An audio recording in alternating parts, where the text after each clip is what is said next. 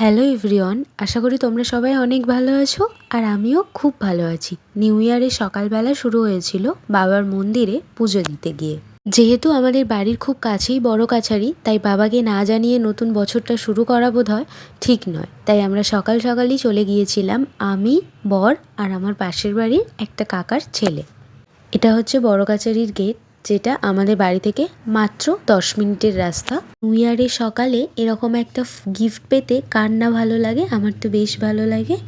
সেখানে পৌঁছেই ঠাকুরের পুজোর সমস্ত ফুল, ধূপ, মোমবাতি, প্রসাদ নিয়ে চলে গিয়েছিলাম বাবার পুকুর। এখানে জলই বাবার মাথায় ঢালা হয় আর একটু নিজেদের মাথায়ও ছিটিয়ে নেওয়া হয়। সেটা করেই আমি চলে গিয়েছিলাম।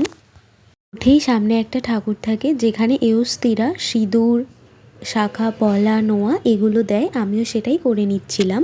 এই সকালে এত প্রচণ্ড ঠান্ডা পড়েছিল না, আমার পাশে দেখলেই তোমরা বুঝতে পারবে এটা কুয়াশা না ধোঁয়াশা, আমি নিজেই বুঝতে পারছি না, পুরো সাদা হয়ে আছে। এই সকালবেলা স্নান করা যে কি ডিফিকাল্ট সে যারা করবে তারাই জানে। কিন্তু বড় কাছারি পৌঁছে দেখি লোকের বেশ ভালোই ভিড়। আর বড় কাছারি গিয়ে এইটা করাটা তো মাস্ট। আর দেখো কত সুন্দর করে করে দিয়েছিল, একদম নিট অ্যান্ড ক্লিন। আমার করার সাথে সাথে ওরও তো করার ইচ্ছে হলো, তাই ও করে নিল। ওর নাম আকাশ। তখন যেহেতু বর ঠাকুরের প্রায় কাছে চলে গিয়েছিল, তাই বরের আর করা হয়নি। সেখানে গিয়ে আমি দেখি যে কি প্রচণ্ড ভিড়। তাও আমি যখন গিয়েছিলাম একটু তো ফাঁকা ছিল।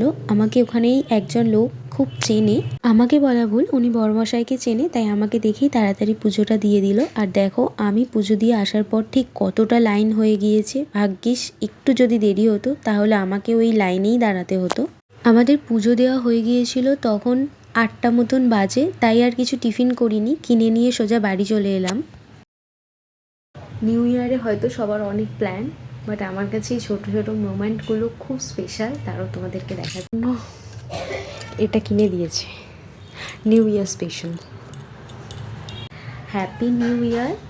আশা করি তোমাদের এই 2026 খুব ভালো যাবে, সবার সব মনের আশা পূরণ হবে, সবাই জীবনে খুব আনন্দ করে কাটাবে। এরপর লাঞ্চে তোমাদের সাথে দেখা হচ্ছে। লাঞ্চে আমাদের ছিল পোলাও আর আলুর দম। যেহেতু সেদিন বৃহস্পতিবার, আর বৃহস্পতিবার আমরা পুরো নিরামিষ খাই। খাওয়া দাওয়া কমপ্লিট করে বিকালে সবাই গল্প করছিলাম, তাই কোনো ক্লিপ নেওয়া হয়নি। এটা রাতে যখন ফ্রেশ হয়ে আমি আর বর দেখতে বসেছিলাম একটা সুন্দর স্টোরি, এবং সেটা দেখতে দেখতে আমার জানুয়ারি সুন্দরভাবে কাটলো। যদি কিছু ভালো লাগে please like, comment, share and subscribe.